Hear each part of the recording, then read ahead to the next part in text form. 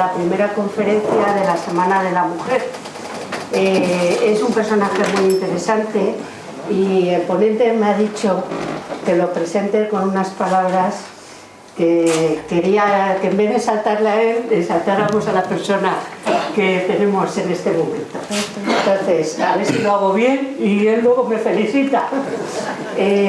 Bueno, Marie Curie es un personaje actualmente poco conocido entre el público en general y una figura reconocida en el mundo científico, pero en el primer tercio del siglo XX llegó a ser un auténtico ídolo de masas que levantaba oleadas de admiración en todo el mundo occidental, similar a lo que actualmente son los grandes iconos de la música y del espectáculo en los medios de comunicación.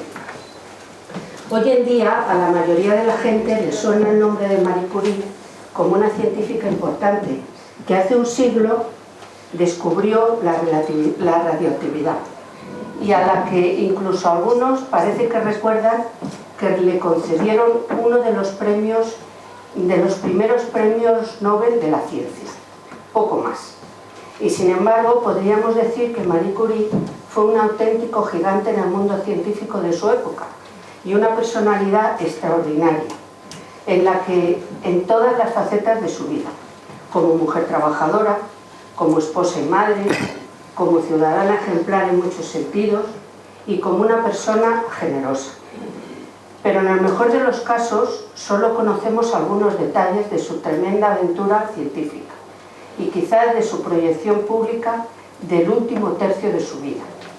Su vida fue eso y mucho más, y el interés de esta conferencia es dar a conocer los aspectos fundamentales de su labor científica, pero sobre todo hacernos descubrir el resto de su persona, que en su conjunto no solo es admirable, sino en muchos aspectos sorprendente, increíble y digna del mayor respeto, de agradecimiento por lo mucho que nos aportó y por la generosidad con que lo hizo.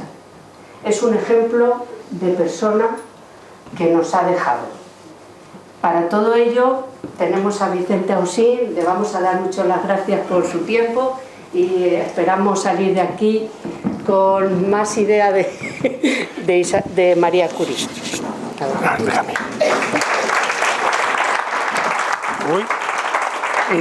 Por eso te lo pedí yo, porque es mejor quizás aquí.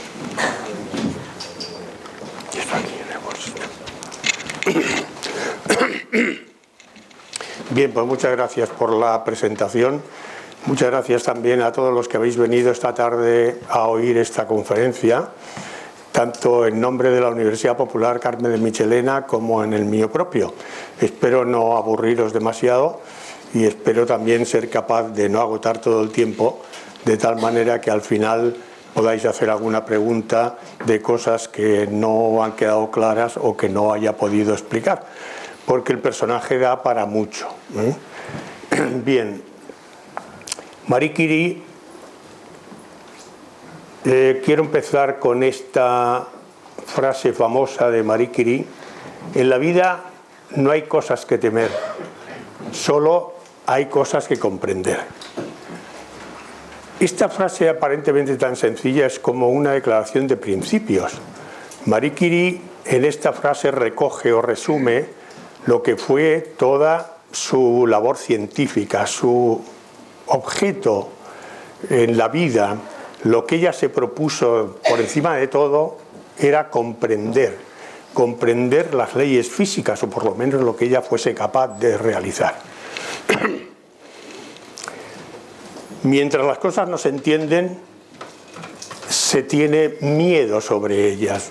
Todos recordaréis cosas tan simples como que en la mitología griega, Zeus, el padre de todos los dioses, castiga a los humanos lanzándoles los rayos.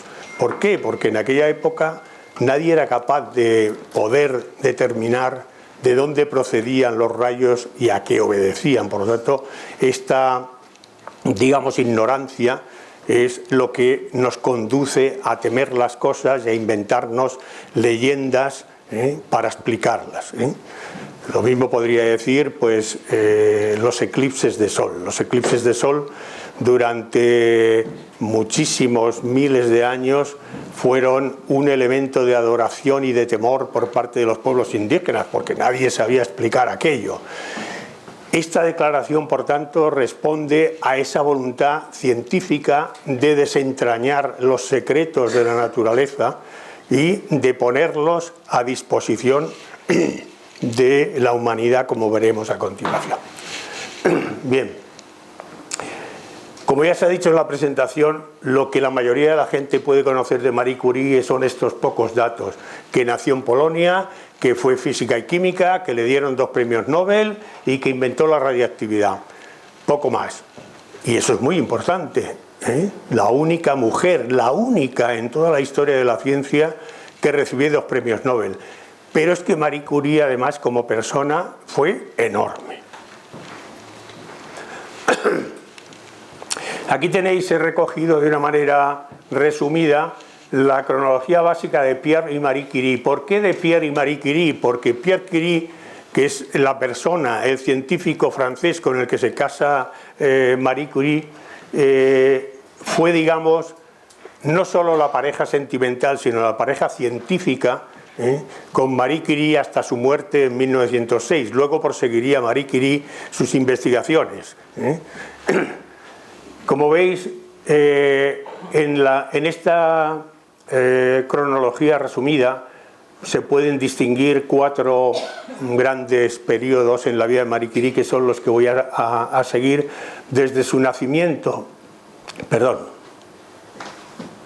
Desde su nacimiento desde su nacimiento en 1867, que nace con el nombre de Maria Salomea Sklodowska. Ese era su nombre polaco, aunque universalmente todo el mundo la conoce como Marie Curie, como mujer que fue de Pierre Curie. El primer periodo de su vida, como digo, va desde 1867, en que nace, hasta el año en que llega a París, en 1891, donde tiene ya 24 años. Es el periodo de tiempo que transcurre en Polonia y del que ahora diremos algunas cosas de interés. El segundo periodo va desde este año de 1891 hasta el año de 1911, que es crucial en la vida de Marie Curie, como ya veremos, donde tiene ya 44 años. Es decir, esos 20 años entre los 24 y los 44 es en los que realiza su gran labor científica. A continuación viene un periodo de 4 años también muy importantes de la vida de Marie Curie, que son los años de la Gran Guerra o Primera Guerra Mundial, los que van de 1914 a 1918.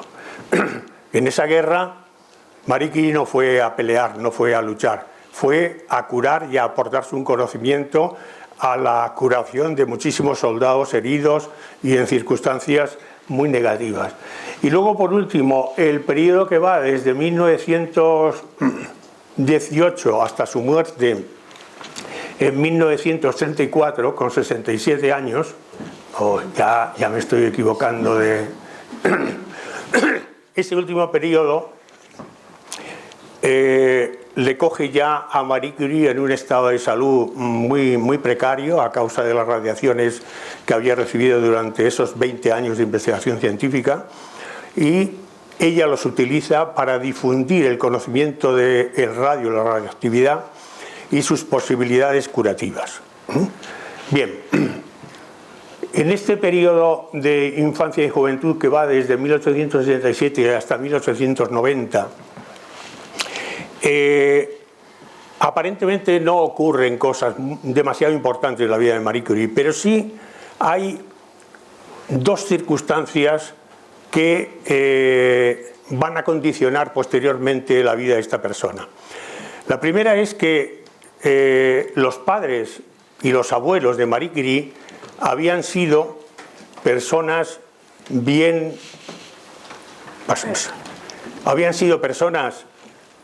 pudientes, bien establecidas de la sociedad polaca, pero en aquellos momentos Polonia, o la parte de Polonia en la que había nacido y vivía Marie Curie, que era Cracovia, estaba en en manos de Rusia. Era una especie de protectorado ruso, porque después de las guerras napoleónicas, con el reparto que hubo del territorio europeo, Polonia se la repartieron entre Rusia, el Imperio Austrohúngaro y Prusia.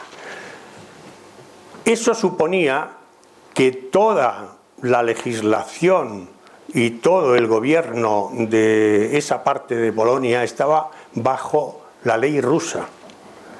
Y esa ley rusa incluía cosas tan dramáticas como que le estaba vetada a las mujeres el acceso a la enseñanza superior. Lo tenían prohibido. En Polonia no se permitía que una mujer tuviese estudios superiores. Pero no solo eso, sino que, como veremos, estaba también prohibido que fuesen catedráticas. Porque cuando Marie Curie vuelve a Polonia, acabados sus estudios en Francia, e intenta acceder a ser profesora universitaria en la Universidad de Cracovia, no lo consigue, la rechazan y vuelve a París. Eso, a su vez, también condicionó la ruina de toda la familia de Marie Curie, porque los padres y los abuelos habían sido resistentes dentro de Polonia contra la invasión rusa o contra la dominación rusa, y fueron castigados. Tenían muchas propiedades que las perdieron todas, y para más dificultad o más INRI, la madre de Marie Curie murió teniendo ella 10 años, y eso dejó a la familia en un estado precario.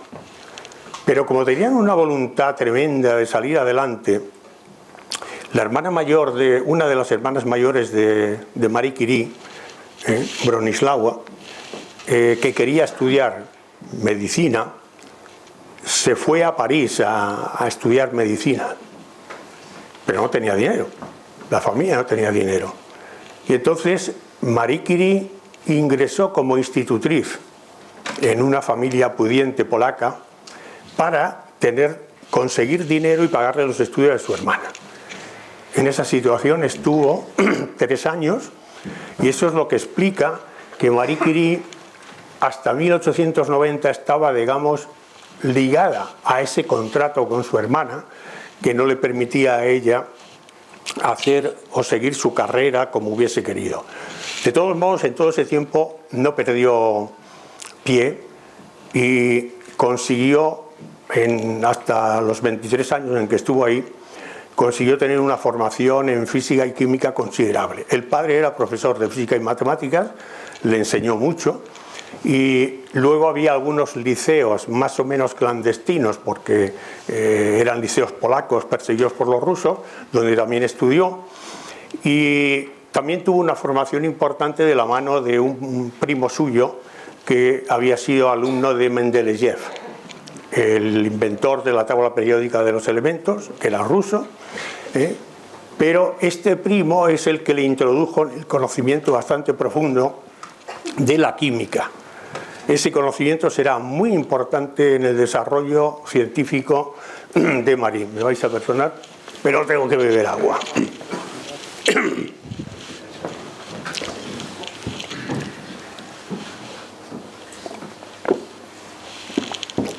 Bien, entonces llegamos aquí. Aquí veis una fotografía de María Sklodowska, Marie Curie, a los 16 años. Estaba entonces un poco gordita, cosa que el resto de su vida ya no estaría, porque llevó en ese sentido una vida bastante perra. Trabajó muchísimo, comía poquísimo, dormía poquísimo, y como veréis en las fotografías subsiguientes, era una persona muy trabajada.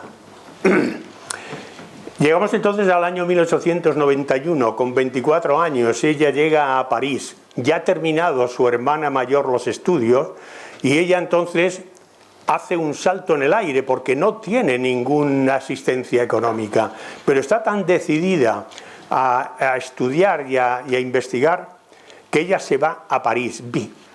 Vive inicialmente 3 meses con su hermana, que se había casado con otro polaco fugitivo, otro de los resistentes que había tenido que marcharse de Polonia para que no lo fusilasen los rusos.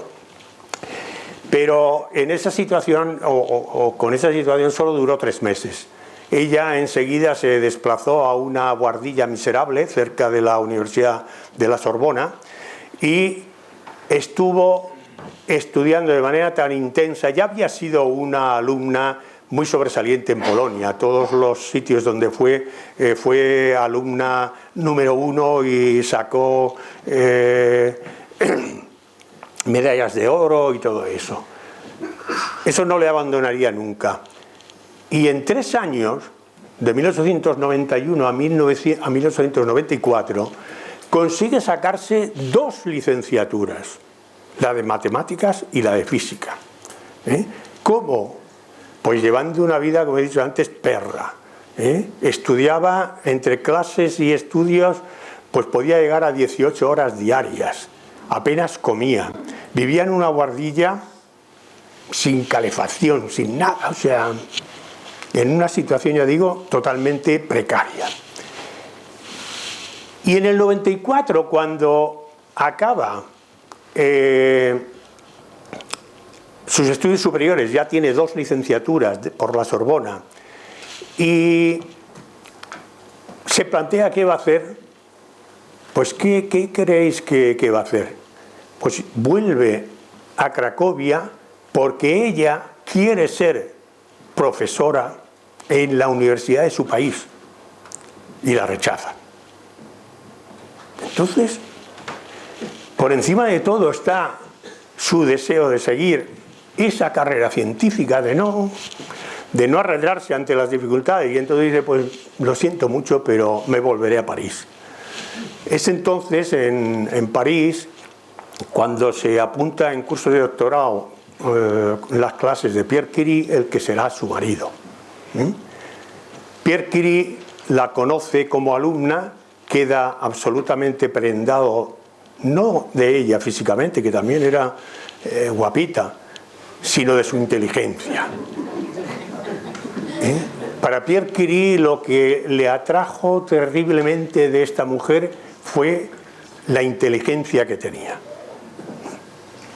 Hasta tal punto que le propone matrimonio en cuanto la conoce. Bueno, he hecho un cambio ahí, porque la propuesta de Pierre Curie de casarse con ella, que se produce a los pocos meses de conocerla, se produce antes de que Madame Curie, o entonces Sklodowska, decida irse a Cracovia a dar clases.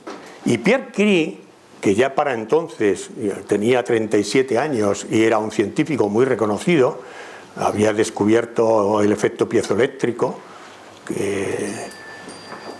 Pierre Curie está dispuesto a irse con ella a Cracovia y ella lo rechaza, dice que de ninguna manera.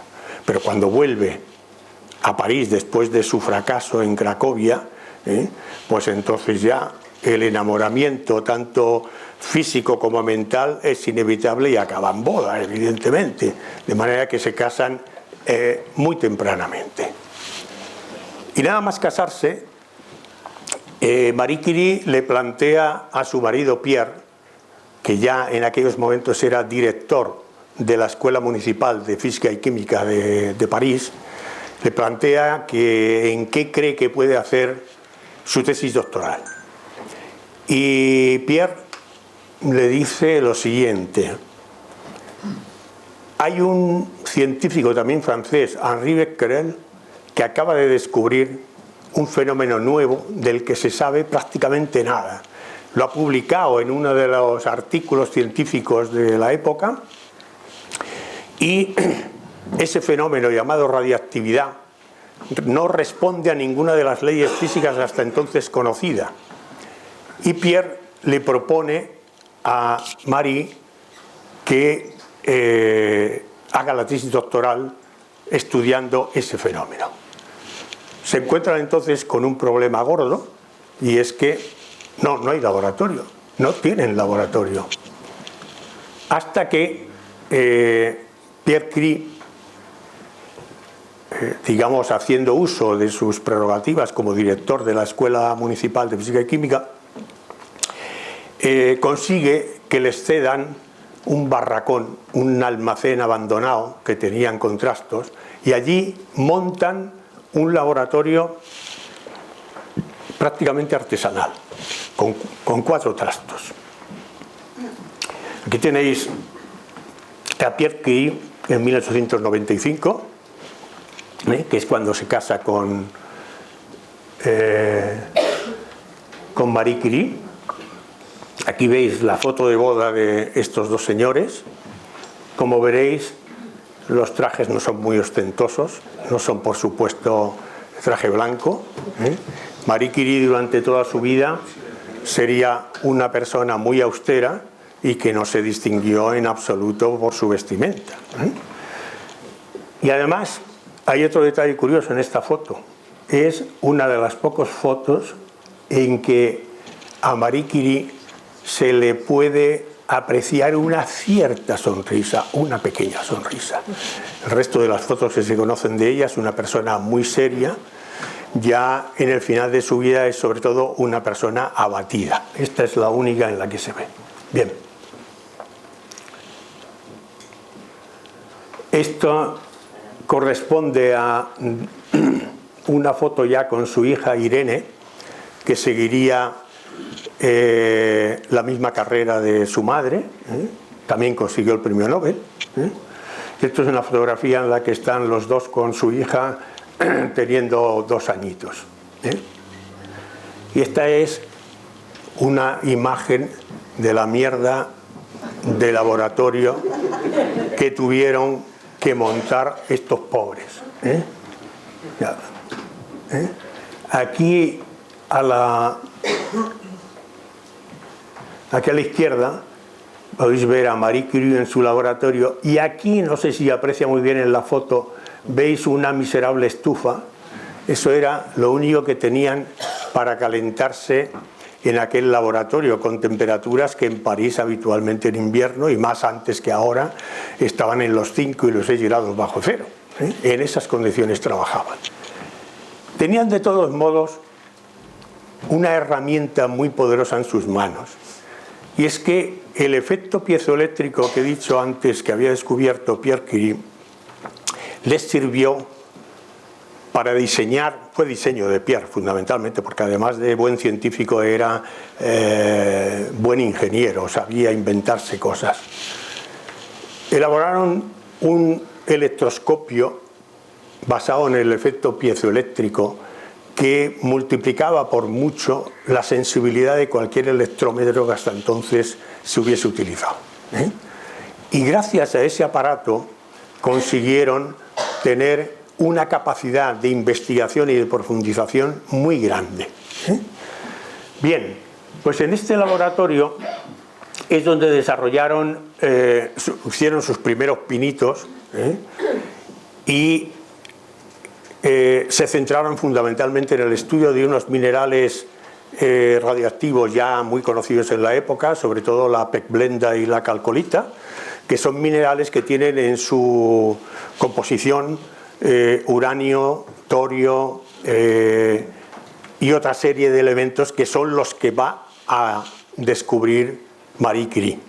El primer descubrimiento que hacen es que dentro de la pechblenda hay un componente extraño que no se sabe qué es, y que cuando se consigue extraerlo de la pechblenda tiene una radioactividad 300 veces superior a la del mineral original, de lo cual deducen que efectivamente ese elemento que han conseguido separar y que todavía no saben qué es uno de los que inducen la radioactividad tremenda que tiene ese mineral. A ese nuevo elemento le van a llamar polonio. Polonio en homenaje a Polonia. Es decir, que Marie Curie, a pesar del maltrato que había recibido en su país de origen, le ofrece ese homenaje. Bien,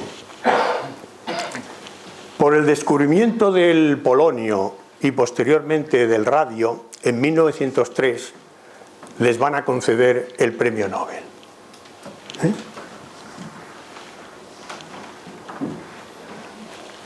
Bien, esto, un momentito, les van a conceder el premio Nobel, pero ese premio Nobel va a llegar con dificultades, porque el comité sueco que concede los premios Nobel inicialmente le concede el premio Nobel a Henri Becquerel y a Pierre Curie por su descubrimiento de la radioactividad, y no nombran para nada a Marie Curie. Pero Pierre Curie, como persona excelente que era, escribe inmediatamente al secretario del comité de los premios Nobel y le dice que no acepta la concesión de ese premio Nobel si no incluyen a su mujer en el mismo. Automáticamente rectifican, pero rectifican a medias. El premio entonces se lo conceden efectivamente a los tres, pero le ponen una condición, que Marie Curie no va a poder subir a recibir el premio en la entrega de los premios. Es decir, que el machismo estaba extendido por toda Europa, ¿no? El pobre Pierre sube al estrado y les dice a los presentes: este premio no es mío. Este premio corresponde a una mujer que está sentada ahí.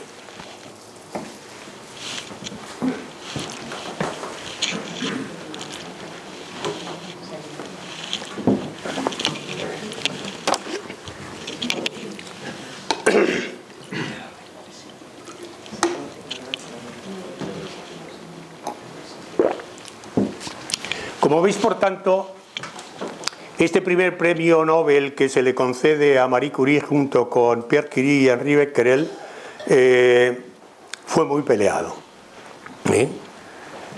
Pero eso no será la única dificultad que Marie Curie tenga en su vida, porque las tuvo muchísimas y más gordas que esta.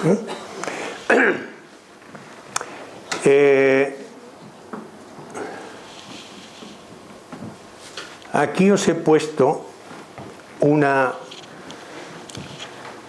párrafo un poco largo, pero que vale la pena leerlo. Esta fue una declaración que hizo Marie Curie después de muerto su marido y cuando ya era una estrella mundial reconocida. Y decía lo siguiente: renunciando a la explotación de nuestro descubrimiento, nosotros hemos renunciado a la fortuna que habría podido, después de nosotros, ser transmitida a nuestros niños. Yo he debido defender nuestras concepciones frente a nuestros amigos, quienes pretendían, no sin una razón valiosa, que si hubiéramos garantizado nuestros derechos, habríamos conseguido los medios financieros necesarios para la creación de un instituto del radio satisfactorio. Pero yo permanezco convencida de que nosotros teníamos una razón para actuar así. La humanidad tiene ciertamente necesidad de hombres prácticos que saquen el máximo partido de su trabajo, sin olvidar el bien general y salvaguardando sus propios intereses. Pero tiene también necesidad de soñadores, para quienes las prolongaciones desinteresadas de una empresa son tan cautivadoras que les resulta imposible mirar por sus propios beneficios materiales. Posiblemente estos soñadores no merecen la riqueza. Marie Curie nunca aspiró a ser rica ni a ser importante. Una sociedad bien organizada debería siempre asegurar a sus trabajadores los medios eficaces para cumplir su función en una vida desembarazada de las preocupaciones materiales y libremente consagrada al servicio de la investigación científica.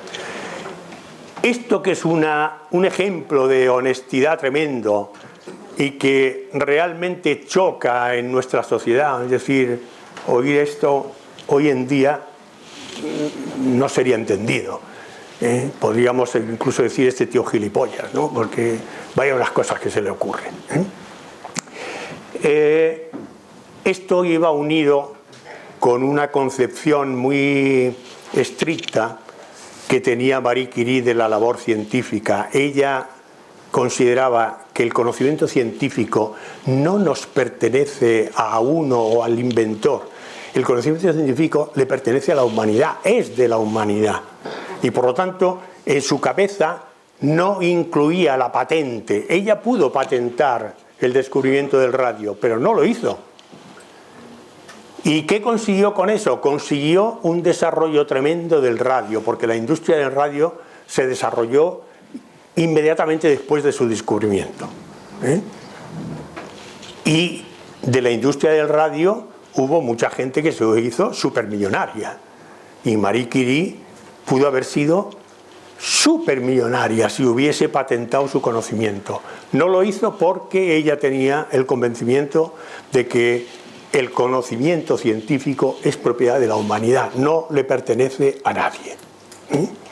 Incluso llegaba al extremo de considerar que los premios que se podían dar, como el premio Nobel y otros premios científicos que se daban y que tenían una asignación monetaria importante, esos premios, según su manera de ver, tenían que ser dirigidos a la institución en la que se estaba investigando. Tenían que ser aplicados a eso. Y de hecho, parte de sus premios Nobel, de los dos que le dieron, este y el otro que veremos, parte de la asignación presupuestaria o monetaria que le dieron, que era una asignación importante, la dedicó en parte a montar el Instituto del Radio de Varsovia, que es otro ejemplo de que a pesar del maltrato que había recibido, ella, una de las primeras cosas que hace es montar el Instituto del Radio de Varsovia. Y cuando en 1930, me parece que fue, hace su segundo viaje a Estados Unidos, y en ese viaje el presidente de turno de Estados Unidos le entrega un premio de 50.000 o 500.000 dólares, no me acuerdo, era una cantidad muy increíble. Con ese dinero lo invirtió íntegramente en poner en marcha el Instituto del Radio de Varsovia. Y hasta ahí llegaba su concepción. Bien, seguimos adelante porque estoy yendo adelante y atrás, no sé si os estoy mareando con todo esto. En 1912... No, me estoy pasando muchas. Os lo estoy contando así, pero realmente no puedo seguir eso porque entonces no acabaríamos nunca. Solo me paro en aquellas proyecciones. Sí. Además me está recordando Gabriel que tanto el texto completo de mi conferencia como esta presentación están en la web de la universidad. O sea que no os preocupéis tampoco por tomar notas o tal, porque lo podéis encontrar publicado ahí. Digo que en 1912 ella ya había creado el Instituto del Radio de París, y de nuevo surge un problema. Porque claro, los franceses son muy franceses, lo han sido siempre. Bueno, también los franceses pueden decir que los españoles somos muy españoles, pero bueno. Y cuando Marie Curie propone que se cree un instituto del radio con el objetivo fundamental de investigar las propiedades del radio y qué se puede hacer con eso y tal, automáticamente el gobierno francés dice, no, un momento, el instituto del radio tiene que depender del Instituto Pasteur, que es nuestro, en exclusiva. No, aquí no viene ninguna polaca y tal. Y claro, hay sus más y sus menos, porque allí la que realmente sabía del tema era ella. Al final llegan a una solución, una componenda. El Instituto del Radio se divide en dos partes. Una parte que es la que se va a dedicar al estudio médico de las aplicaciones médicas de la radioactividad, se le asigna al Instituto Pasteur. Y ahí, pues la señora Curie tiene poco que hacer. Y luego le cortan otro trocito y hacen el Instituto del Radio dedicado al estudio de las propiedades físicas y químicas del radio. Bien, y en 1913 empezó la creación del Instituto del Radio de Varsovia, pero no tenía dinero. Y entonces aquello fue un no poder, hasta que ya, como digo, después de la concesión del segundo premio Nobel, en el que parte de la asignación se lo dedicó a eso, y sobre todo con el dinero que le dio el presidente de turno en Estados Unidos, pues ya se acabó de consolidar ese Instituto del Radio. Bien, bueno, me he olvidado de citaros un hecho muy fundamental en la vida de Marie Curie y en la vida científica de Europa, y es que en 1911 se produce el primer Congreso Solvay en Bruselas. Es el primer congreso científico que se convoca, y a partir de ahí empezarán a salir como setas multitud de congresos especializados, unos en física, otros en química, otros en medicina, etc. Este es el primero, y ese congreso tenía como objetivo fundamental reunir a las primeras mentes preclaras en las cuestiones del átomo, que estaban entonces en pleno auge. La concepción del átomo, cómo se estructuraba y tal, no estaba nada claro. Además había entrado Einstein con su teoría de la relatividad restringida de por medio y ya había puesto aquello patas arriba. El señor Solvay era un industrial y científico belga que era un apasionado de la investigación del conocimiento científico, y reúne a una veintena de los más importantes científicos del momento, físicos fundamentalmente, y algún químico. El señor Solvay, a ver si es este señor que veis aquí, tan serio con esa barba blanca, y en esa reunión la única mujer que hay es Marie Curie. Ya había muerto, estamos en 1911, había muerto Pierre Curie en 1906. Aquí veis a Marie Curie, rodeada por Poincaré y Perrin, otro físico francés muy amigo de Marie Curie. Y aquí podéis ver también a Einstein. No, perdón, este es un señor que tendrá un papel dramático en la vida de Curie, que es Paul Langevin. Y a su lado está Einstein, este es Lord Rutherford, uno de los iniciadores, y aquí me parece que este es Max Planck, el inventor o el que inicia la teoría de Planck. Bien,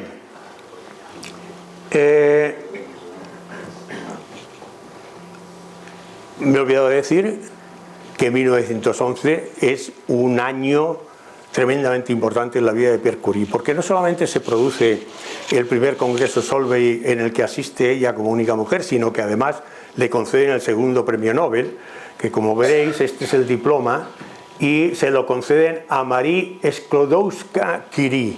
Como había muerto su marido, ella recupera su apellido original polaco, aunque el resto del tiempo ya todo el mundo la conocerá como Madame Curie o Marie Curie.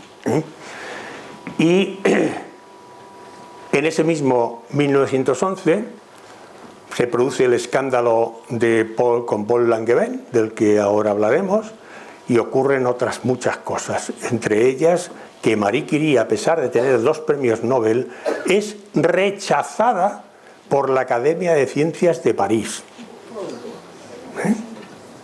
Imaginaros. Ya anteriormente había tenido muchos conflictos por el hecho de ser mujer. Cuando muere su marido en 1906, al marido, a Pierre Curie, le habían adjudicado una cátedra en la Sorbona después de la concesión del primer premio Nobel en 1903. En 1904 le nombran catedrático. Y cuando muere 2 años después, en 1906, pues claro, la cátedra que estaba dedicada al estudio de la relatividad se encuentra con que allí no hay nadie con capacidad para eso, y los compañeros pues que lógicamente tiene que ser Marie Curie la que le sustituya. cierre total. No, no puede ser. Se pasaron varios meses discutiendo y al final, claro, se rindieron a la evidencia. La única persona con capacidad para eso era Marie Curie. Y al final la nombraron catedrática. Pero esta serie continua de desprecios, que ahora veremos también en torno a este diploma, otro disgusto enorme para Marie Curie. Bien, hay 3 hitos importantes en la vida de Marie Curie en este periodo científico que llega hasta 1911. El primero ya os lo he comentado, que es la concesión del primer premio Nobel. El segundo es la muerte de Pierre Curie el 30 de abril de 1906. Como podéis imaginaros, dada la concomitancia enorme que había entre Pierre y Marie, no solo como marido y mujer, sino también como científicos, porque ellos estaban, digamos, todo el día juntos en el laboratorio, y hablaban de sus investigaciones todo el día, comiendo, cenando, durmiendo no, porque si no, no se puede dormir, pero vamos. Entonces, Pierre Curie muere en París en unas circunstancias muy dramáticas. Es primavera, está lloviendo y esta es una ilustración bastante mala de lo que pudo ocurrir, porque evidentemente no había fotógrafos, no había paparazzis allí para hacer fotografía. Es una imaginación de lo que ocurrió. Pierre Curie sufre un desvanecimiento en la calle, se cae y se cae justamente delante de un carro de caballos. En aquella época los transportes se hacían fundamentalmente con caballerías, y tiene la desgracia de que la rueda trasera del coche le aplasta parte del cráneo. Muerte instantánea. Esto le produjo a Marie Curie una crisis tremenda, y empieza entonces a escribir un diario íntimo, que lo escribió durante un año, y allí iba reflejando sus impresiones del día a día, de lo mucho que le costaba vivir sin su querido Pierre. Le costó, como digo, mucho el superar todo eso, pero su voluntad de conocimiento, su voluntad de entender las cosas, pudo más que eso, y a los pocos meses volvió al trabajo. Y entonces, desde esa época, desde 1906 a 1910, en esos 4 años, se produce una de las gestas más increíbles de la historia de la ciencia, que es la separación del radio. Después de haber segregado el polonio de la pechblenda, Marie Curie se da cuenta de que allí dentro, en ese mineral, hay algo mucho más poderoso, y se propone separarlo. Va a ser el descubrimiento del radio. Pero el radio tiene una composición dentro de la pechblenda que es de 1 parte en 1000 millones. ¿Cómo se separa eso? Bueno, pues Marie Curie, gracias a esos conocimientos químicos que había adquirido en Polonia de la mano de su primo, alumno de Mendeleev, y otros estudios posteriores que había hecho, consigue toda una serie de procesos químicos muy complicados para poder ir separando el radio de la pechblenda. Pero estuvo 4 años en ese laboratorio miserable, dándole al caldero. Digo dándole al caldero porque Rosa Montero, la novelista, tiene un libro que escribió recientemente, no hace mucho, 4 o 5 años, que luego en las referencias bibliográficas lo he recogido, y en ese libro, en el que, digamos, tiene a Marie Curie como alter ego, ella le llama la bruja del caldero. Y le llama la bruja del caldero porque para conseguir 1/10 de gramo de cloruro de radio, estuvo 4 años dándole vueltas, cogiendo en pequeñas dosis de 5-8 kilos, metiéndolos en un crisol hasta que lo fundía y luego empezaba todo el proceso químico. Tuvo que tratar 10 toneladas de pezblenda para conseguir 1/10 de gramo de radio. 4 años. Por eso digo que esa fue una gesta tremenda, tremenda. Bien. Y vamos a 1911, el Annus Horribilis de Marie Curie, el affaire Langevin. A Langevin lo habéis visto en esa fotografía de la conferencia Solvay, el primero de la izquierda que estaba al lado de Einstein. ¿Quién era Paul Langevin? Langevin era también un científico francés, 5 años menor o más joven que Marie Curie, que había sido en sus primeros tiempos alumno de Pierre Curie. Y era también un alumno aventajado, muy despierto. Tuvo también importantes aportaciones científicas, por eso estaba también en la conferencia Solvay, porque era un científico notable de la época, ¿no? Y por tanto era amigo de Pierre y de Marie Curie. Eran amigos, compañeros científicos que se intercambiaban informaciones y hablaban con frecuencia de sus historias científicas. Pero a la muerte de Pierre Curie cambian un poco las cosas. No justo en la muerte de Pierre Curie, sino 4 años más tarde. Cuando muere Pierre Curie, a Eva Curie, aparte de la pérdida de su marido, se le plantea un problema muy gordo, porque tiene ya 2 hijas. Además de Irene, a la que habéis visto antes, ha nacido su segunda hija, Eva, y ella entonces no ve de qué manera va a compatibilizar su trabajo, ese trabajo inmenso que hemos dicho de conseguir separar el radio, cómo compatibilizarlo con el cuidado de sus hijas, a las que les tenía un cariño enorme, y además era el tesoro más preciado que le había dejado su marido, sus 2 hijas, ¿no?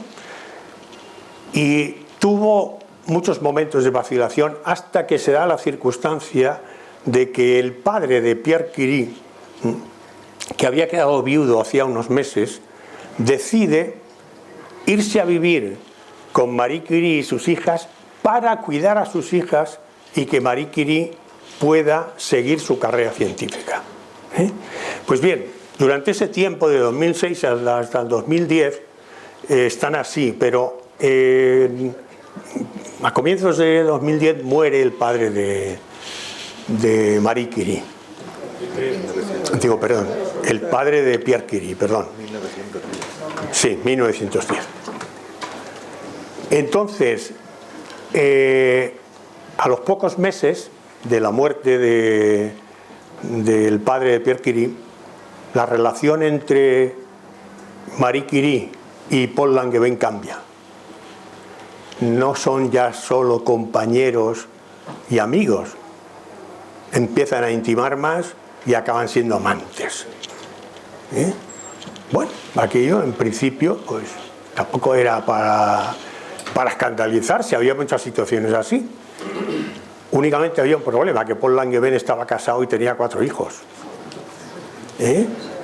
Entonces la mujer de Paul Langevin se entera, claro, las mujeres luego leéis todo, al final tenéis mucho olfato para esas cosas. Se entera de que su marido anda, no era la primera vez, porque luego Paul Langevin tuvo muchísimos affairs amorosos con alumnas y con otras personas, ¿no? Parece que todo derivaba de que el matrimonio no era feliz, pero la mujer se negaba a darle el divorcio. La mujer era una mujer muy dominante, y habían llegado, digamos, a ese consenso, pero a la mujer de Langevin esta situación no le gustaba nada, y una noche, sin más ni más, con una hermana suya, asalta a Marie Curie en una calle oscura y le dice ni más ni menos que o se larga de Francia inmediatamente o se la carga. Claro, aquello debió ser un calentón porque nunca la mató, ¿no? Pero bueno, quedó así. Marie Curie entonces establece con Paul Langevin una relación diferente, en el que ya le plantea a Paul Langevin, bueno, o te divorcias o esto no sigue así. Pero el otro, por lo visto, estaba muy cómodo con esa situación de tener un amante y tener una mujer y tener un prestigio social que iba a perder, un prestigio social y académico que iba a perder si se divorciaba, y no se decidió. Entonces, bueno, pues la cosa estuvo así durante el resto del tiempo, hasta que llegamos a octubre de 2011, un año después. A finales de octubre, el 29 de octubre de 2011... 1911. Perdón. Perdón que me estoy liando. Estamos hablando de 1911, ¿eh? A finales de octubre de 1911 se produce el Congreso Solvay que habéis visto antes, ¿eh? Y bueno, pues el Congreso transcurre en su tónica habitual, pero el día 3 de noviembre acaba el Congreso y el día 4 de noviembre uno de los periódicos importantes de París, Le Matin, publica un reportaje en primera página poniendo o desvelando el affair amoroso entre Marie Curie y Paul Langevin. El escándalo es monumental, porque rápidamente los demás medios de comunicación empiezan a hacerse eco también de lo mismo, y al día siguiente, el 5 de noviembre, cuando Marie Curie vuelve de su reunión de Bruselas, llega a su casa, que estaba en las afueras de París, y se encuentra una multitud de gente apedreando su casa, llamándola de todo, con sus hijas dentro. Sus hijas, que tenían entonces, pues la pequeña debía tener 6 o 7 años y la otra debía tener pues 12 o 13. Claro, aquello le obligó, como pudo, con alguna protección de la policía, a recoger a sus hijas, y este científico que estaba al lado de, uno de los que estaba al lado de Marie Curie, Perrin, que era muy amigo suyo, la acogió en su casa. La protegió, estuvo un tiempo allí y tal. Pero aquello no amainó. Fue a más. Lo mínimo que le llamaban era puta, de ahí para arriba. Incluso hubo algunos medios, en primer lugar, hubo muchos que dijeron que es que en Bruselas, en la reunión Solvay, estos dos habían estado dale que dale, lo cual era absolutamente falso, porque era una reunión totalmente científica y donde podéis entender que cualquier relación de la única mujer que había con otro hubiese sido inmediatamente detectada, ¿no? Era mal.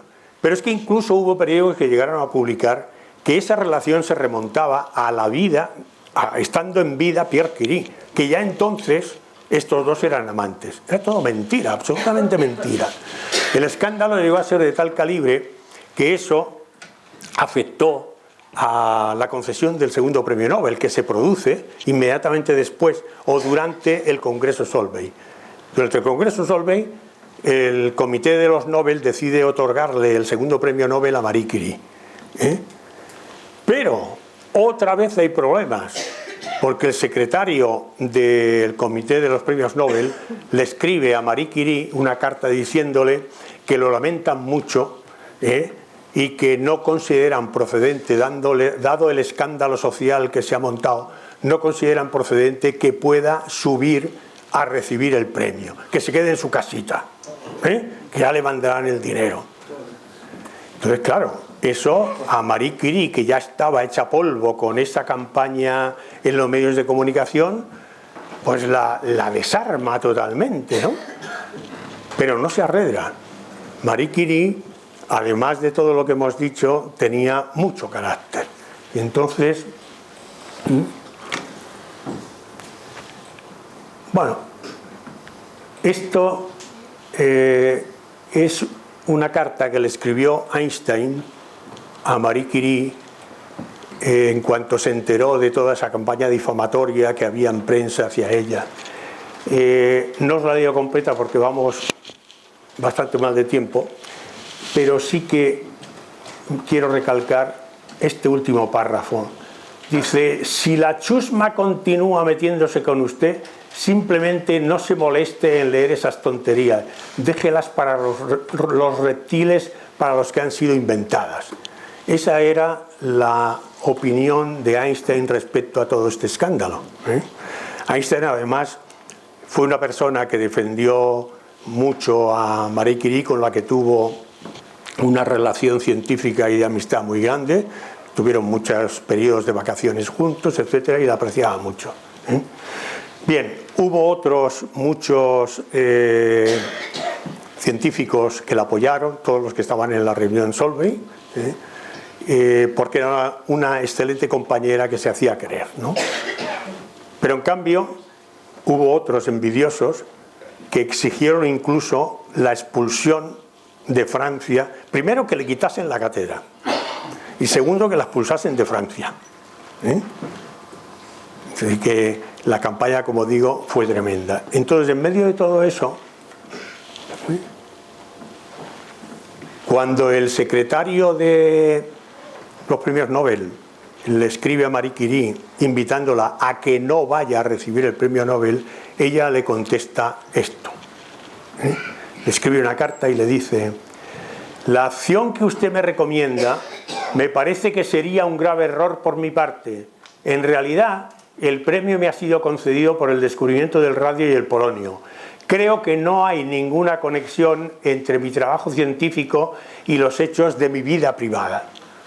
No puedo aceptar por principio la idea de que la apreciación del valor del trabajo científico pueda estar influida por el libelo y la calumnia acerca de mi vida privada. Estoy convencida de que mucha gente comparte esta misma opinión. Me entristece que no se cuente usted entre ellos. Y fue a recibir el premio Nobel y subió con un par, como debía ser. Pero inmediatamente después Marie Curie se hundió. Había sido una carga emocional demasiado grande. Se fue con dos de sus hijas a Inglaterra durante bastantes meses. Estuvo con una amiga que la acogió allí y ahí empezó a recuperarse. Pero ya la carrera de Marie Curie como científica prácticamente ahí se terminó. Es decir, que estaba, ya digo, muy afectada y no se veía con fuerzas de abordar nuevos empeños. Sin embargo, poco tiempo después, con la Guerra Mundial, la Gran Guerra, la Primera Guerra Mundial, de 1914 a 1918, Marie Curie logra, en cierto modo, la redención de los franceses. Esos que tanto la habían machacado, gracias a su intervención en la Guerra Mundial, la aplaudirán. Y le darán todo tipo de alabanzas. Los mismos periodistas que la habían machacado, entonces, la engrandecen y le hacen grandes homenajes. ¿Por qué? Porque cuando estalla la Gran Guerra, Marie Curie, en principio, de nuevo haciendo honor a sus orígenes polacos, intenta ir a Polonia a ver en qué puede ayudar a la población polaca en esa guerra. Y de nuevo recibe el rechazo de los polacos. Entonces vuelve a Francia y se decide a intervenir en la guerra de la siguiente manera. Lo primero es que el gobierno francés a esas alturas había ya determinado que el Instituto del Radio que se había creado era algo estratégico dentro de la estructura gubernamental. Había que protegerlo. Lo trasladan a Burdeos desde París y entonces le encargan a Marie Curie que cuide todo eso, que se encargue del traslado y de que aquello esté preservado y esté útil. Pero ella no se queda ahí, sino que, bueno, esto es una imagen de 1913 de Marie Curie en su laboratorio, cuando vuelve después de 2 años de la Affaire Langevin, digo de la Verlangewijn, como podéis ver, su cara de tristeza lo dice todo. Ya nunca más, digamos, en ese sentido, levantaría cabeza. Y en el periodo de la guerra, ¿qué hace Marie Curie? Lo primero, y muy importante, poner en marcha unidades radiológicas. Es decir, hasta entonces los rayos X eran una cuestión de laboratorio, científica. Ella sabe que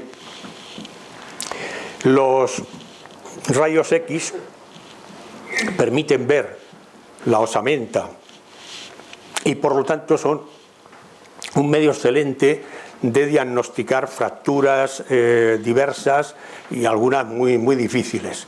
Y entonces organiza estas unidades de rayos X, de la cual veis aquí una de ellas, eran pequeñas furgonetas que tenían en su interior un aparato de rayos X especialmente diseñado para poder hacer radiografías de la época, y de ellas, de estas unidades en las que aquí veis a Marie conduciendo una de ellas, de estas unidades llegó a haber hasta 20, pusieron en marcha 20 que iban a todos los frentes haciendo radiografías continuamente de un sitio a otro. En esta misión le acompañó su hija Irene, que tenía entonces 17 años. Y su hija Irene de toda su vida había estado muy codo a codo con su madre, siguió también una carrera científica y en este empeño también la acompañó durante los 4 años. No solo eso, sino que también pusieron en marcha los llamados servicios radiológicos. Esos servicios radiológicos no eran los que hacían las radiografías, eran servicios radiológicos que se instalaban, que también eran móviles, y que fundamentalmente aplicaban una terapia inventada por Marie Curie para desinfectar por vía de radioactividad las heridas de guerra. Es una terapia consistente en que se aplica sobre la herida abierta el radón, ese gas que habéis oído hace poco en las noticias, peligrosísimo, que en las viviendas, tararí, tarará. Bueno, pues en este caso el radón se aplicaba, ella lo obtenía con unas cánulas de vidrio a través del radio, es decir, le ponía, el radón lo emite de manera natural el radio, tienes que recogerlo de alguna manera, lo recogía con una campana y luego lo metían en una cápsula como las cápsulas de las inyecciones antiguas, las cápsulas estas de vidrio, ¿no? Y aplicado sobre las heridas abiertas conseguía una esterilización muy intensa de eso. Ese fue un invento que lo aplicaban en estos servicios radiológicos y al mismo tiempo Marie Curie pues también montó el servicio radiológico de la Cruz Roja Francesa. Aquí la veis junto a una enfermera de la Cruz Roja, ella vestida de blanco. En ese empeño estuvo los 4 años recorriendo los frentes de arriba a abajo sin parar. Y en ese periodo es donde ella declara en un momento determinado que debido a la actividad tremenda que ha tenido y el contacto con el radio en todo ese tiempo, ha adquirido tal grado de radiación que le ha pasado mucha factura. Entonces Marie Curie, desde sus comienzos en el laboratorio, tenía las manos con frecuencia llagadas por efecto de la radiación. Luego estuvo con problemas de cataratas varias veces, que se las tuvo que operar, tuvo problemas renales y finalmente en 1934 murió por efecto de una aplasia medular, es decir, una incapacidad de la médula de generar defensas, que es lo que le condujo a la muerte. Pero quiero decir que en ese periodo de la guerra, que es donde se redime frente a los franceses, ella también pagó un precio muy alto. Se calcula que estas unidades radiológicas y tal llegaron a tratar a más de 1 millón de soldados franceses en los 4 años. Eso quiere decir que era una actividad permanente y sin parar. Nunca el gobierno francés le dio las gracias por ese acto. Nunca. Bien, el periodo final entre 1919 y 1934 lo dedicó Marie Curie a recorrer el mundo, fundamentalmente Europa y Estados Unidos, también estuvo en Brasil, dando a conocer o digamos, expandiendo el conocimiento del radio y la radioactividad. Voy a pasar muy rápido porque veo que se me va el tiempo con tanto rollo. Aquí veis, en 1919, Marie Curie, en su visita a España, estuvo en España en el primer congreso de medicina que se organizaba en 1919. Esta es una foto conmemorativa de la inauguración del congreso con Alfonso XIII. Aquí está Marie Curie a su izquierda, como siempre muy adusta y nada sonriente, y este es el médico que organizaba el congreso. Y veis también dos portadas del ABC de la época, en la que aparece Marie Curie. Marie Curie vino también a España invitada por la Institución Libre de Enseñanza, y estuvo dando un par de conferencias en la residencia de estudiantes. Luego vendría Einstein y otros, pero Marie Curie también estuvo. Y aquí veis a Marie Curie en el Instituto del Radio en 1991 junto a su hija Irene Curie, que parece que era su sombra permanente en todas las actividades científicas. Y aquí, esta es una fotografía muy curiosa, porque es la séptima conferencia Solvay en 1933, un año antes de la muerte de Marie Curie. Marie Curie ya no estaba para esas cosas, para esos trotes, y la sustituyó su hija Irene Curie, que es esta, que está aquí, y que tiene encima de ella a Joliot, que fue otro científico francés con el que se casó Irene, y que les concedieron a ambos el premio Nobel un año después de la muerte de Marie por el descubrimiento de la radiactividad artificial. Irene Curie también pagó un alto precio por todo esa dedicación durante la Guerra Mundial y todos sus estudios sobre la radioactividad, y murió pocos años después también de cáncer provocado por las radiaciones. Y aquí veis a Marie Curie con 66 años, un año antes de su muerte. Como la veis, con 66 años tiene ella, la pobre, una imagen de viejecita, consumida y ya para pocos trotes, ¿no?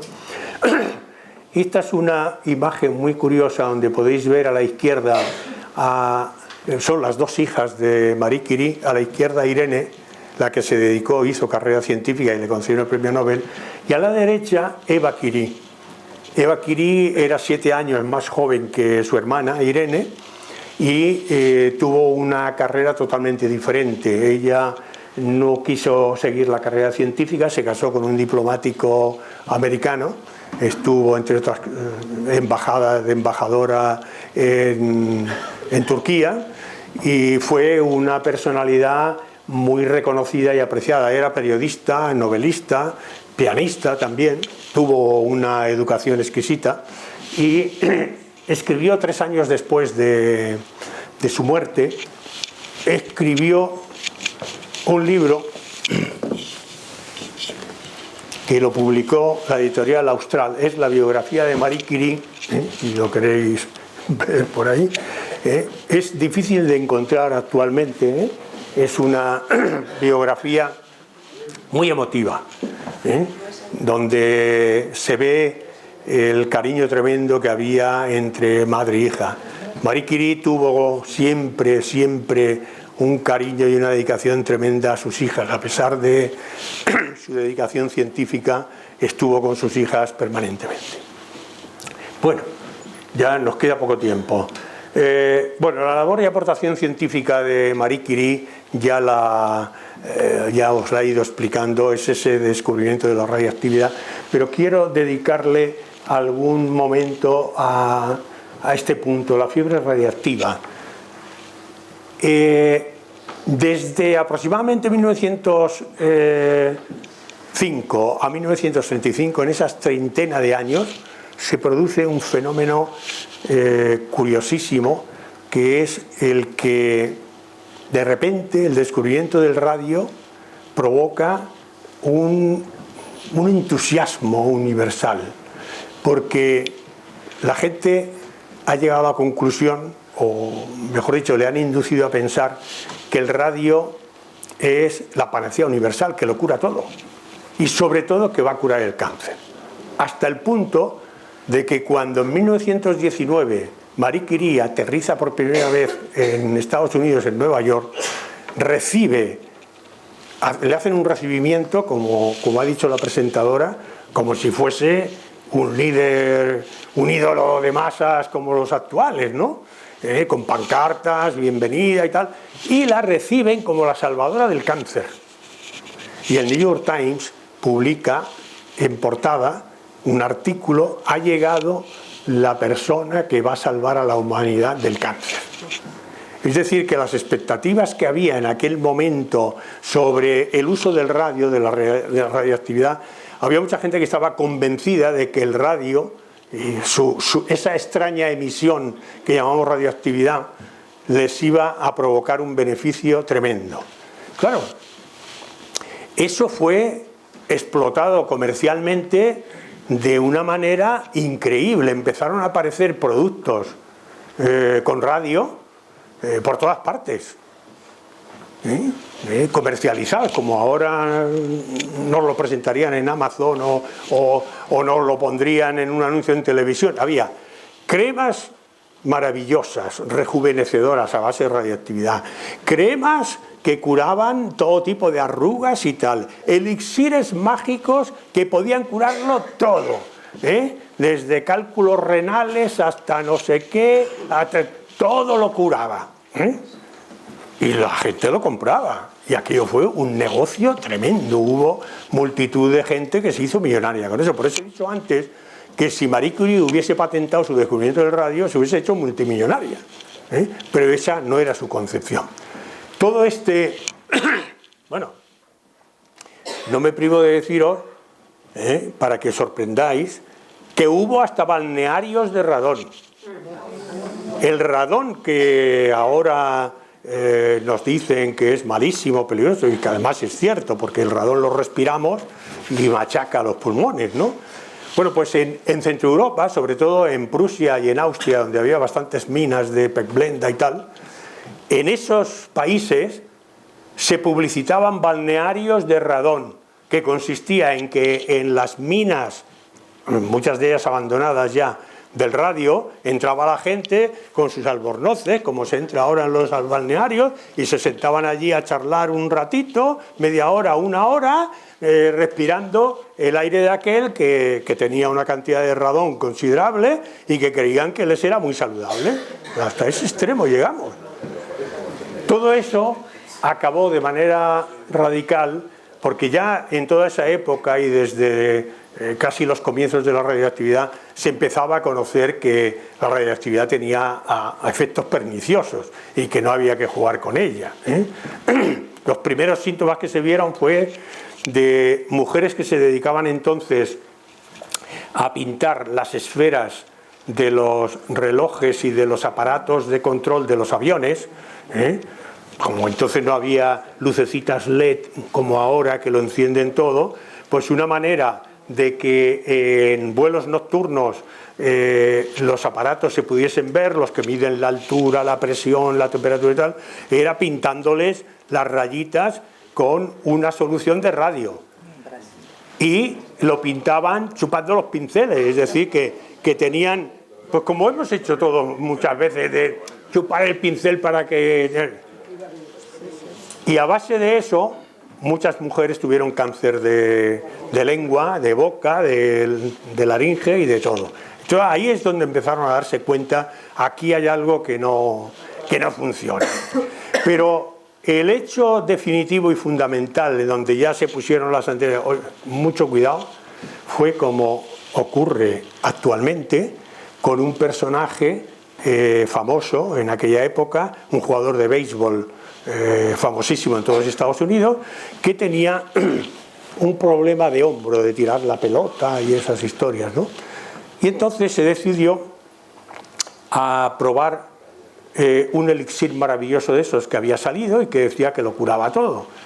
Y el tipo, pues eran unas botellitas de una especie de jarabe que se bebía, por lo tanto entraba en el interior del cuerpo, y que al principio, pues el tipo creyó que iba mejorando, que se lo movía, y se lo creyó.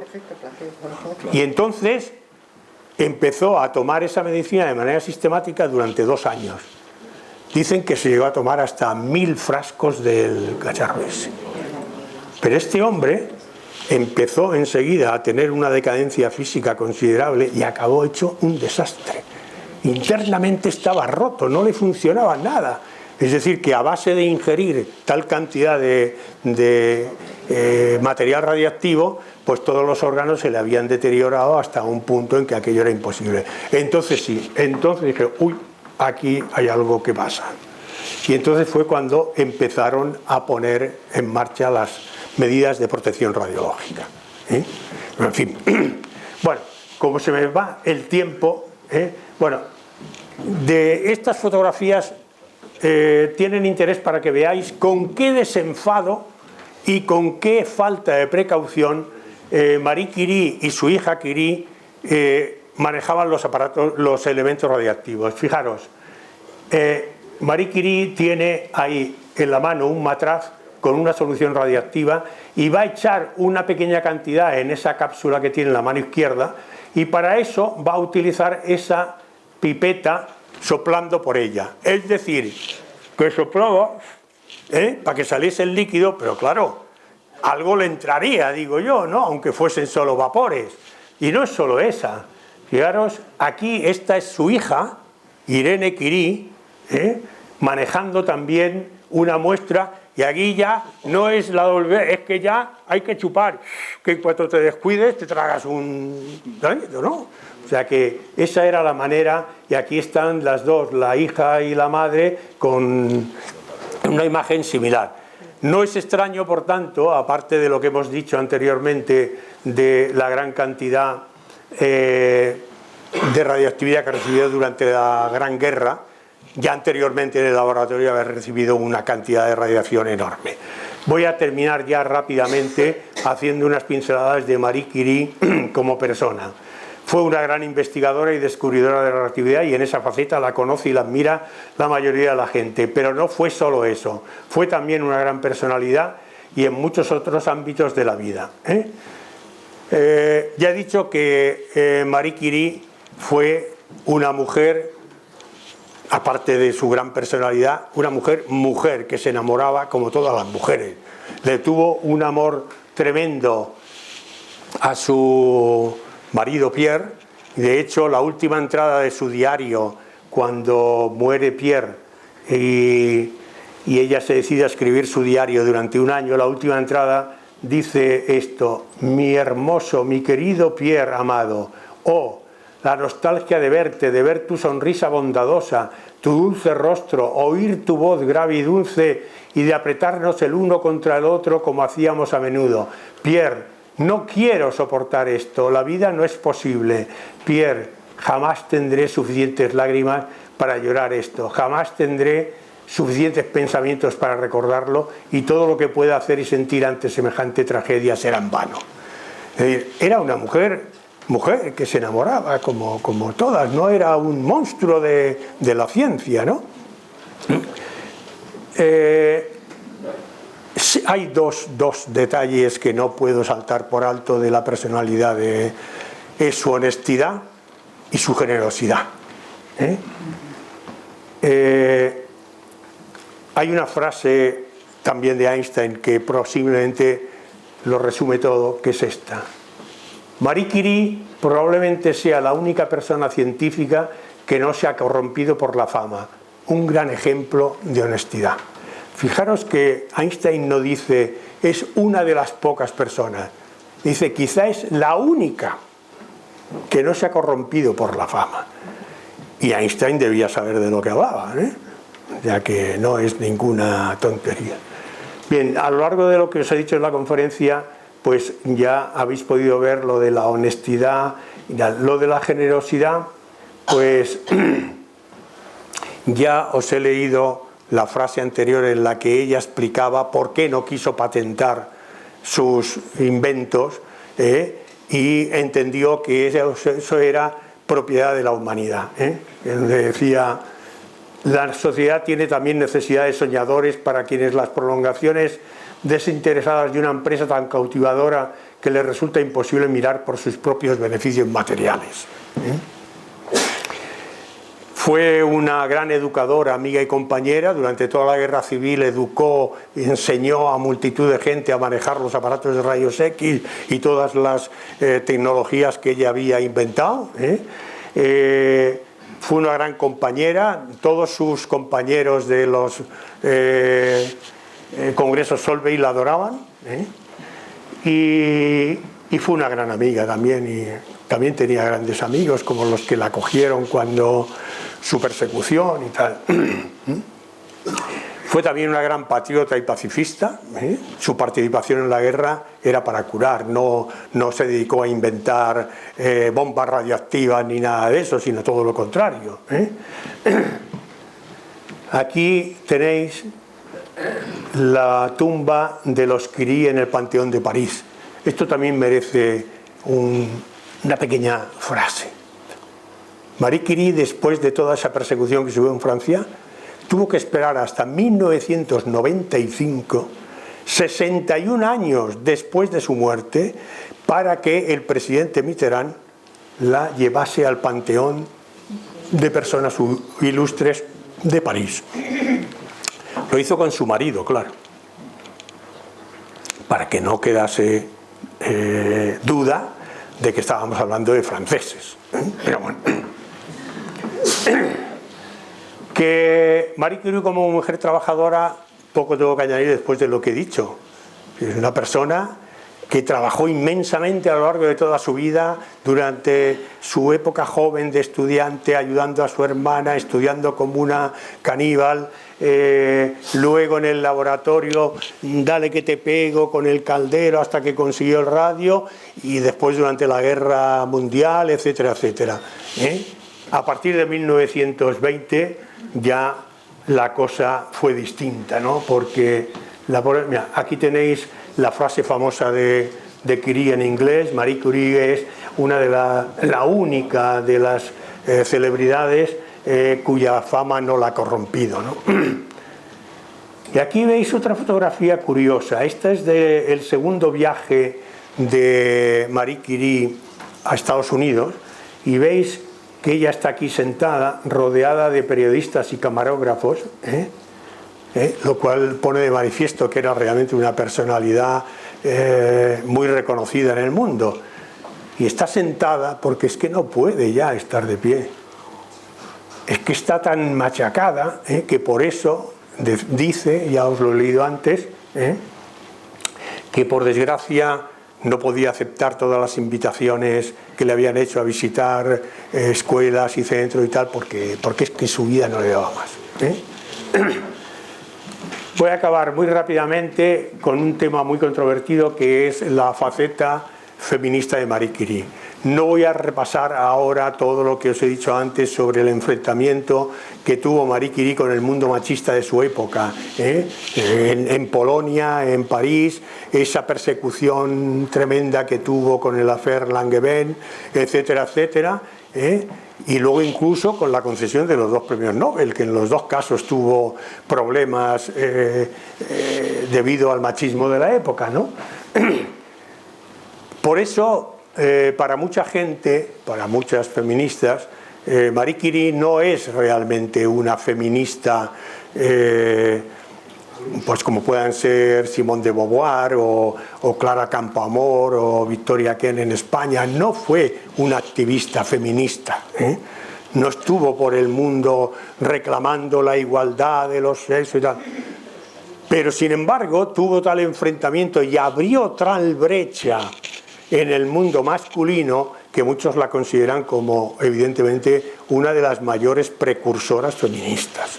El hecho de ser la primera mujer que llega a ser catedrática en la Sorbona, la primera mujer y la única que está en los congresos Solvay, la primera que recibe 2 premios Nobel, etcétera, etcétera.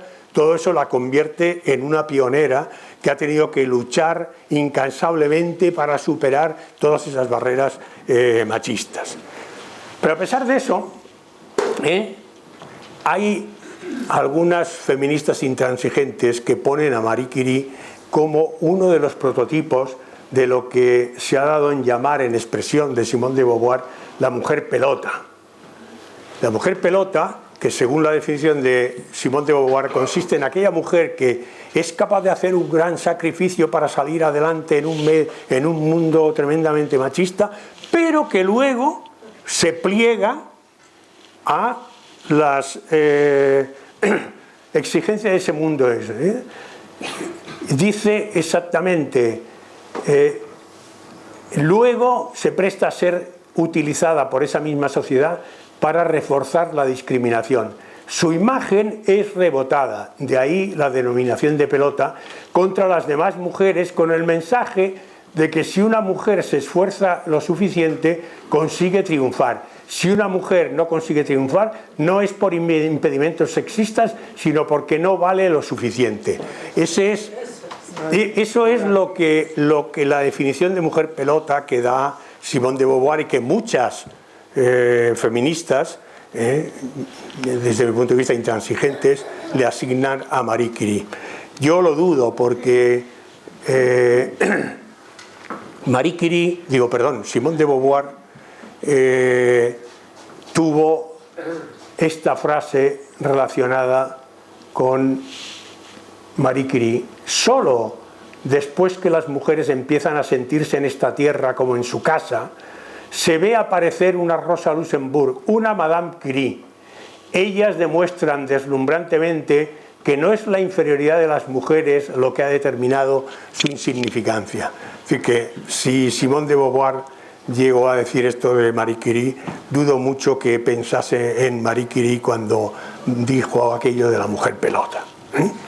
Bien, y bueno, aquí tenéis unas referencias muy sencillas. La biografía el libro de Sánchez Ron es fundamentalmente científico. Esta es la obra de Rosa Montero que os he dicho antes, y esta es la referencia de la biografía de su hija Eva Curie que os he pasado por ahí. También, si entráis en la Wikipedia, en esa entrada Marie Curie, Pierre Curie, podéis encontrar muchísima información sobre estos dos personajes. Y acabo con este graffiti moderno, por supuesto en París, donde han juntado a los dos personajes, a Pierre y a Marie Curie, con esta frase también de Marie Curie: la mejor vida no es la más larga, sino la más rica en buenas acciones. Muchas gracias por vuestra paciencia.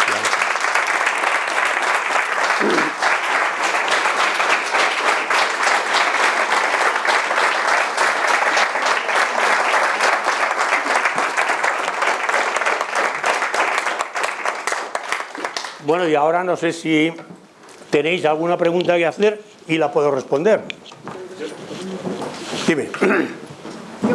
Yo quería, no sé si se me oye, yo quería decir que en el año 1956, cuando yo tenía 11 años y nací en Francia, yo fui a Versalles, a hacer mis estudios en un instituto y se llamaba Collège Marie Curie. Y que hoy en día en Francia no hay un pueblo, no hay una ciudad que no tenga institutos o colegios que se llamen Marie Curie. Está al orden del día. Sí. La juventud, todo el mundo la conoce con mucha honra. Y luego también quería decir que la familia Irène Joliot-Curie, que se casó con un Joliot, ¿no? Sí, sí, Irene Curie. Frédéric Joliot-Curie también. O sea, esa gente siguen también con nombres de institutos y nombres de colegios. Sí. Es una familia muy respetada, incluso hoy en día.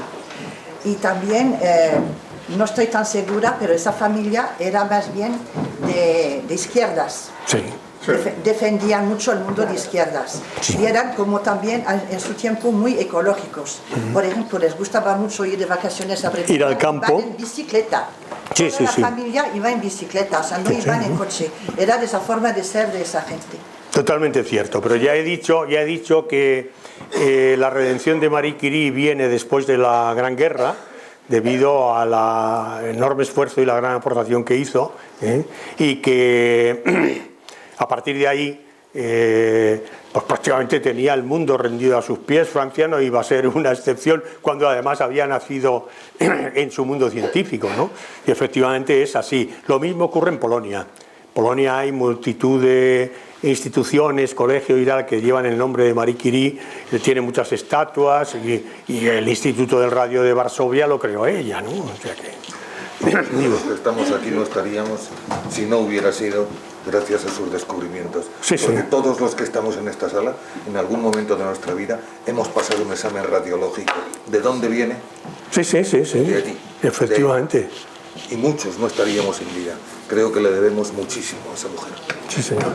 Yo quería hacerte una pregunta, pero antes también quería darle un pequeño homenaje a Nicole para que no se vaya tan deprimida, que también es verdad que si en Polonia no la aceptaron, en la ley rusa no le permitían estudiar, tampoco en España las mujeres podían hacer los estudios superiores. Sí. Así que si tenemos esa gran científica, o surgió esa gran científica, en buena medida, como decía la película, es que siempre nos queda París.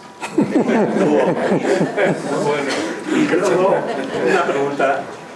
Oye, cuando se descubrieron todos esos efectos peligrosos de la radiación y tal, ella lo vivió, ella estaba todavía, ¿cómo lo vivió ella, si es que lo vivió? Pues sorprendentemente lo vivió con una gran despreocupación. Como no nos quedaba tiempo, no he podido desarrollar todo lo que tenía previsto, pero aprovechando tu pregunta lo respondo. Marie Curie era evidentemente conocedora de los riesgos de la radiación, y además ella sospechó que el desvanecimiento que tuvo su marido Pierre antes de caerse delante del carro probablemente era debido a la radiación, porque ya anteriormente, en los años anteriores, su marido había tenido desvanecimientos diferentes, es decir, que ella sabía que ahí había algo malo. Y además, la aparición de numerosos eczemas y lesiones en las manos, que era con lo que manejaban los materiales radiactivos, era evidente. El Pierre Curie, que era más bestia todavía que Marie Curie en ese sentido, es que llegó a hacer experimentos con su propio cuerpo con la radioactividad. En un momento determinado se puso en el brazo un apósito impregnado en una solución radioactiva y lo tuvo ahí pegado con esparadrapos una semana a ver qué efectos producía. Cuando se lo levantó tenía todo quemado. Es decir, que esta gente manejó todos los elementos radiactivos con una alegría tremenda. Y en 1925, pero ya es bastante tarde, se ponen en marcha los primeros elementos de protección radiológica. Eso nace en Estados Unidos, cuando ya se dan cuenta de lo de los pinceles, aquí hay que poner elementos de protección radiológica, pero en 1925 son, digamos, recomendaciones, no es de obligado cumplimiento.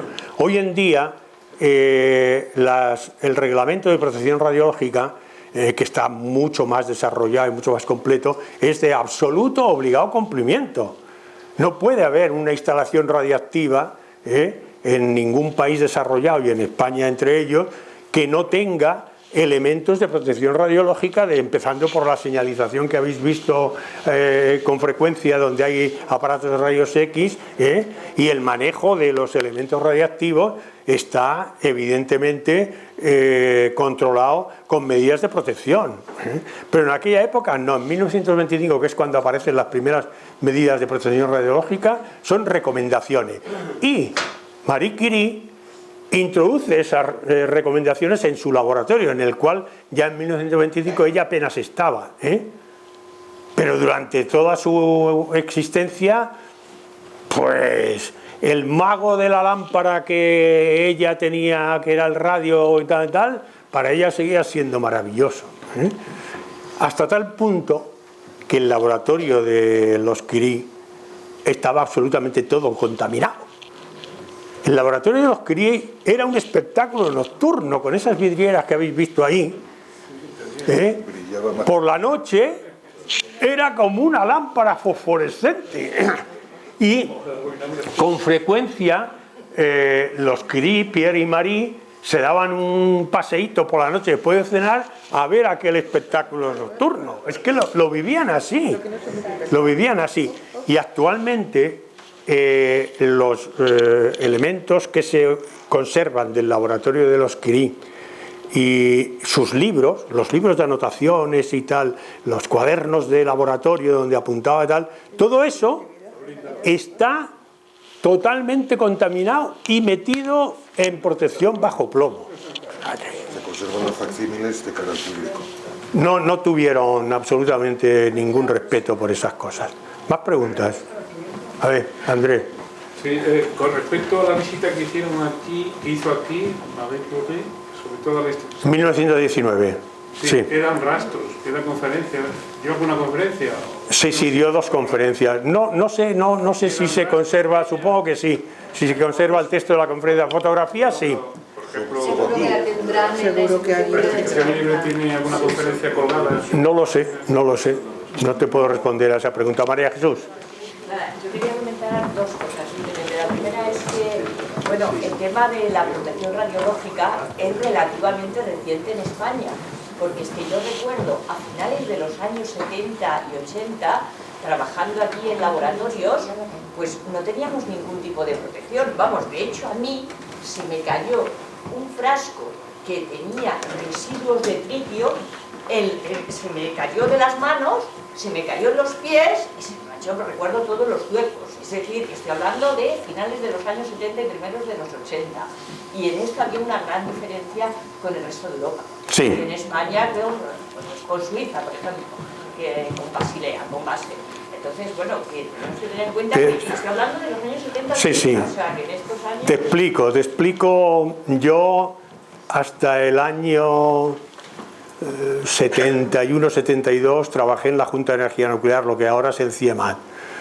Y entonces en la Junta de Energía Nuclear sí se seguían ciertos protocolos de protección radiológica, pero no todos, y de hecho manejábamos con mucha alegría pues trozos de uranio. Había trozos de uranio por las mesas, algunos los utilizaban de posapapeles y tal.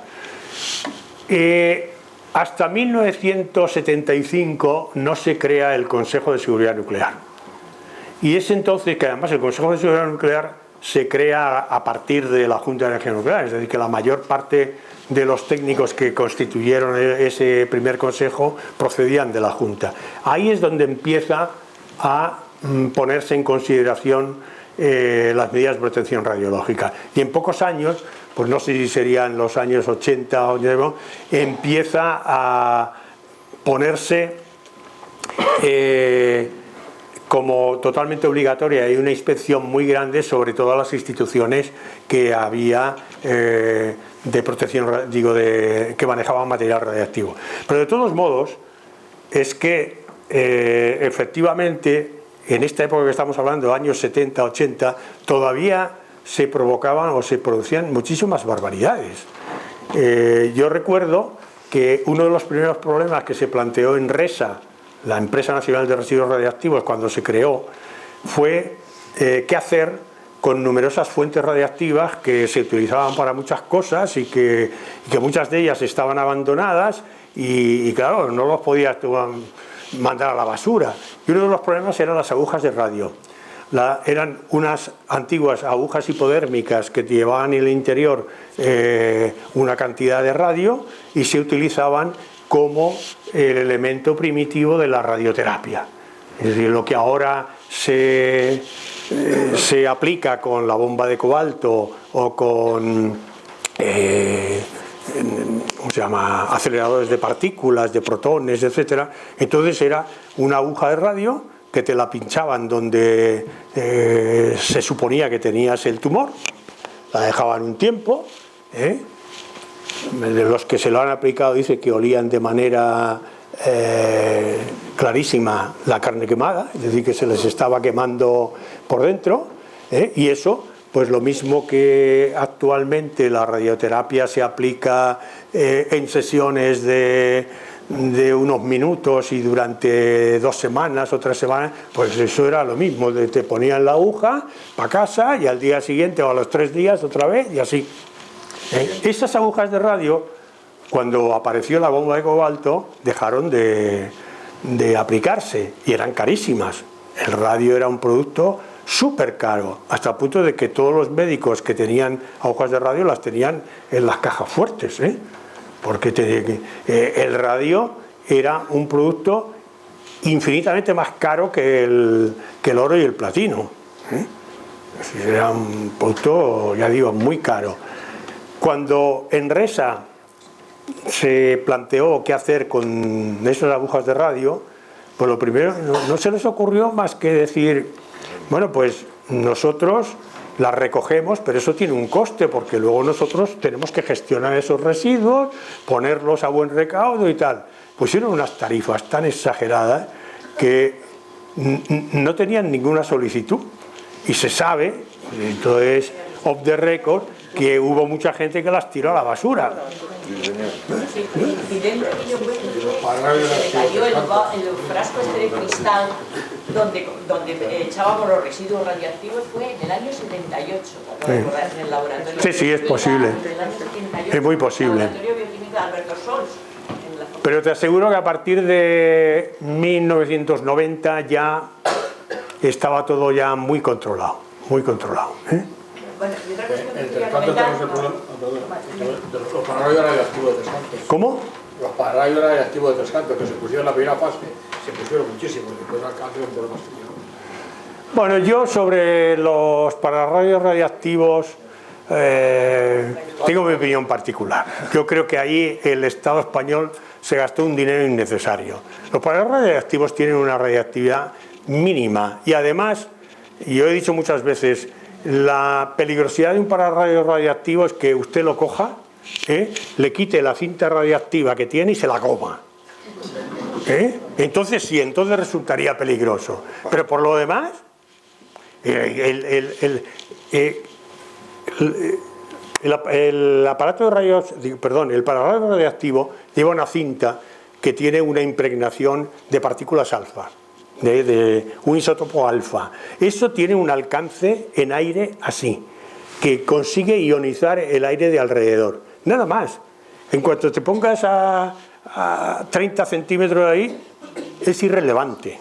Y el aparato... Pero fue una campaña... Sí, claro.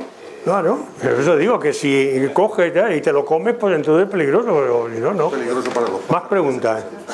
Otra cuestión que yo quería comentar era reivindicar también el papel de otras mujeres en la ciencia, porque es verdad que Madame Curie ha sido reconocida y es reconocida, pero tenemos muchos ejemplos que no ha ocurrido así. Yo recuerdo un ejemplo, por poner un ejemplo, lo de Elisa Bender, cuando fue a hacer la tesis con Planck, ¿no? Y Planck le dijo, no sé si esta anécdota se me olvida ahora, le dijo, si quieres hacer la tesis doctoral no puedes trabajar en un laboratorio con los hombres, tienes que bajar al sótano a trabajar porque si no los oliviantas. ¿No? Entonces, bueno, y había más casos, ¿no? Pero bueno... el hecho de que yo haya adornado la figura de Marie Curie con todas esas cualidades y tal, no desmerece el que haya otras muchas mujeres, pero hoy tocaba Marie Curie. Por una razón, y es que tuvimos que suspender una conferencia dedicada a una gran científica italiana, sí, que daremos la conferencia, si puede ser, el año que viene. Que no es que esto sea una casualidad y sonó la flauta por casualidad, es el propósito de la Universidad Popular Carmen de Michelena de recordar y volver a recordar. Y cuando ya estamos a punto de olvidarnos, volver a recordar el papel de las mujeres. Bueno, una última pregunta, queda todavía tiempo. ¿Nadie? Pues nada, muchas gracias a todos.